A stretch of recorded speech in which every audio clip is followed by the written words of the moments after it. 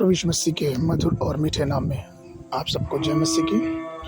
आज दिनांक 22 मई दिन बुधवार को आप सब श्रोताओं का हम स्वागत करते हैं।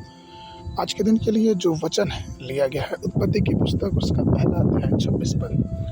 वचन कहता है, फिर परमेश्वर ने कहा, हम मनुष्यों को अपने स्वरूप और समानता में बनाए और वे समुद्र की मछलियाँ और आकाश के पंछियों और घरेलू पशुओं और सारी पृथ्वी पर और सब रेंगने वाले जंतुओं पर जो पृथ्वी पर रेंगते हैं अधिकार रखें।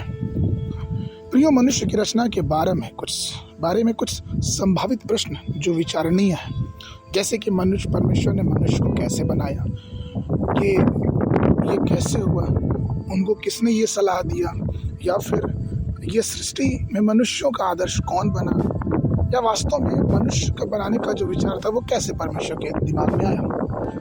क्या परमेश्वर ने मनुष्य को उसी तरह बनाया था जिस प्रकार से आज हम बढ़ई को देखते हैं कि पहले सारे किसी फर्नीचर या फिर किसी कुर्सी या फिर किसी मेज का या फिर किसी भी लकड़ी के सामान का एक एक चीज़ वो अलग अलग बना लेते हैं, फिर वो उसमें जोड़ते हैं। क्या ऐसा था?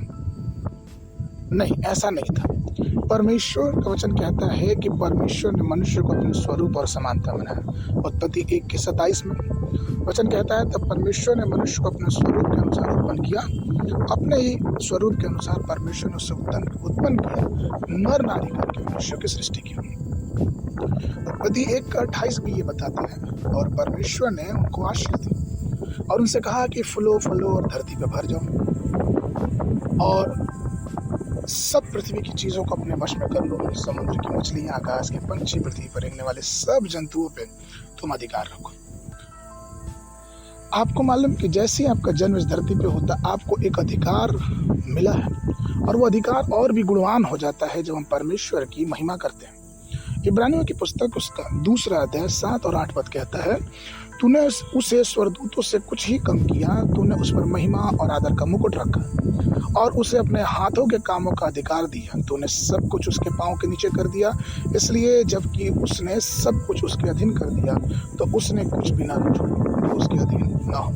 पर हम अब सब कुछ उसके अधीन नहीं देखते। प्रियो, परमेश्वर ने मनुष्य को ऐसी प्रभुत्व और अधिकार क्यों दिया?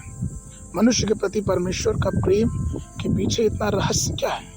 ये इसलिए है क्योंकि परमेश्वर मनुष्य को उसकी स्तुति और अपनी सहभागिता के लिए बनाया। अर्थात परमेश्वर चाहता है कि मनुष्यों से वो सहभागिता करे। यशायाह उसका 43 अध्याय 21 पद कहता है, इस प्रजा को मैंने अपने लिए बनाया कि वे मेरा गुणगान करें।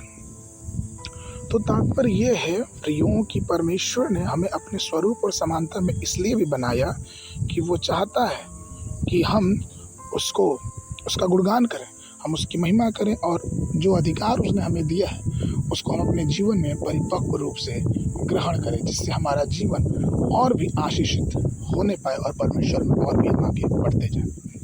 आज के वचन के लिए भजन संहिता 34 उसका पहला अध्याय, मैं हर समय यहोवा को धन्य कहा करूंगा, उसकी स्तुति निरंतर मेरे मुख से होती रहेगी। बाइबल अध्ययन के लिए पहला इतिहास 16, 17, 18 अध्याय, शाम के समय यूहन्ना 7 अध्याय 28 पद से लेकर 53 पद तक। परमेश्वर सबको आशीष देवे।